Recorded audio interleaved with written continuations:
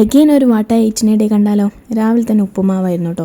ഇത് ഉണ്ടാക്കാൻ ഭയങ്കര എളുപ്പമുള്ളതുകൊണ്ട് തന്നെ ഇടയ്ക്കിടയ്ക്ക് ഉപ്പുമാവ് ഇവിടെ സ്ഥിരമാണ്. അതിൻ്റെ ഒപ്പം കട്ടൻ കാപ്പിയാണ് ഉണ്ടാക്കിയത്. കട്ടൻ ചായയിൽ നിന്ന് ഇപ്പോൾ ഞാൻ ഈ ഇടയ്ക്കായിട്ട് കട്ടൻ കാപ്പിയിലോട്ട് മാറിയിട്ടുണ്ട്. അതും ടേസ്റ്റാണ് കേട്ടോ. പിന്നെ മോളിപ്പോൾ ഇടയ്ക്ക് ലീവായതുകൊണ്ട് തന്നെ അവൾക്ക് വിശക്കണമെന്ന് പറഞ്ഞ് ഫ്രീസറിലുണ്ടായിരുന്ന പ്രോൺസ് ഫ്രൈ ചെയ്ത് കൊടുത്തു. പിന്നെ ഉച്ചയ്ക്ക് കിട്ടിയിട്ടുണ്ടായിരുന്നത് ബിരിയാണിയാണ്. ഇത് അടുത്ത വീട്ടിൽ നിന്ന് കിട്ടിയതാണ്. അവിടെ ഗസ്റ്റ് ഉള്ളതുകൊണ്ട് തന്നെ എഗെയിൻ ഫുഡ് കിട്ടും. ഇവിടെ ഇടയ്ക്കിടയ്ക്ക് ഗസ്റ്റ് ഉണ്ടാവുന്നതുകൊണ്ട് തന്നെ എനിക്കാണ് കൂടുതലും സുഖം. ഫുഡ് ഉണ്ടാക്കേണ്ടി വരാറില്ല. രാത്രിക്കുമുള്ള ബിരിയാണി ഉണ്ടായിരുന്നു. അതുകൊണ്ട് രാത്രിക്കും ഒന്നും ഉണ്ടാക്കേണ്ട അവസ്ഥയില്ല. അതുകൊണ്ട് ഞാൻ ഹാപ്പിയാണ്.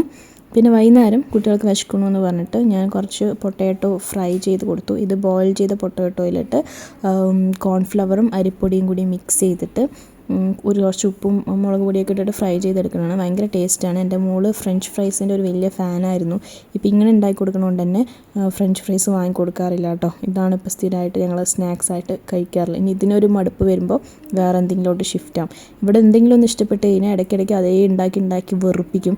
എന്നിട്ട് അത് മറക്കുമ്പോഴാണ് പിന്നെ അടുത്തത് ഉണ്ടാക്കാം. പിന്നെ ഒരു സിനിമ കാണാമെന്ന് വിചാരിച്ചു. മുങ്ങനാണ് കണ്ടത്. അടിപൊളി പടമായിരുന്നു ആസിഫ് അലീൻ്റെ. നല്ല രസമുണ്ടായിരുന്നു കാണാൻ. കുട്ടികളൊക്കെ ആയിട്ട് കാണാൻ നല്ല രസമുണ്ടായിരുന്നു കേട്ടോ. അങ്ങനെയാണ് ഇന്നത്തെ ദിവസം. ബൈ.